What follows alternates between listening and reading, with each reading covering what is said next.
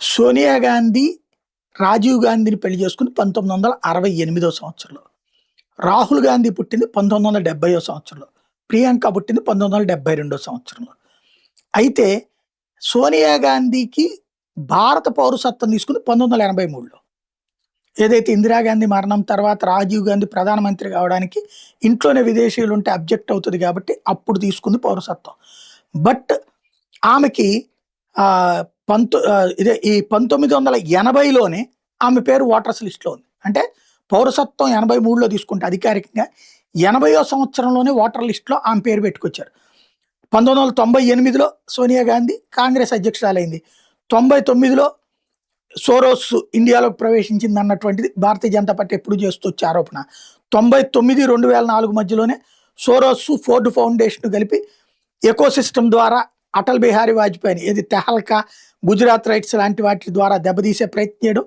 2004లో వాజ్పేయి పక్కకు వెళ్ళి సోనియా గాంధీ సూపర్ పిఎంగా మన్మోహన్ సింగ్ను ముందు పెట్టి నడిపింది. ఇదంతా కూడా చరిత్ర. ఇందులో భారతీయ జనతా పార్టీ ఈజీగా పట్టుకోగలిగినటువంటిది ఆమె పౌరసత్వం.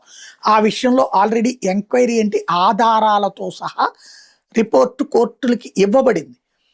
అదే సందర్భంలో రాహుల్ గాంధీ బ్రిటన్లో పౌరసత్వం ఉంది. ఆయన ఒక కంపెనీలో ఓనర్గా కూడా ఉన్నాడు, పార్ట్నర్గా కూడా ఉన్నాడు.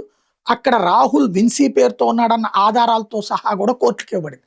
కోర్టులు తమ భుజం మీద నుంచి వీళ్ళ మీద యాక్షన్ తీసుకోవడానికి భయపడతారు జడ్జీలు. ప్రభుత్వము నేరుగా వీళ్ళ జోలికి వెళ్తే తప్పు చేసింది నిజం, దాని ఆధారంగా అరెస్ట్ చేయాలన్నది నిజమే. ఇందిరాగాంధీ లక్షలాది మంది ప్రాణాలు తీసినటువంటి ఒక రాక్షస కార్యక్రమం చేసింది ఎమర్జెన్సీ ద్వారా. కోట్లాది మందిని తీసుకెళ్లి జైల్లో పెట్టినటువంటి రాక్షస కార్యం. అలాంటి ఇందిరాగాంధీని ఆ తర్వాత వచ్చినటువంటి జనతా గవర్నమెంట్ ఆ రాక్షస కాండ కేసులు అరెస్ట్ చేస్తే సానుభూతితో మళ్ళీ ఆవిడ ప్రధానమంత్రి అయింది. కాబట్టి ఇప్పుడు సోనియా గాంధీకి అట్లాంటి ఛాన్స్ ఇవ్వడానికి నిరాకరిస్తున్నది మోడీ సర్కార్.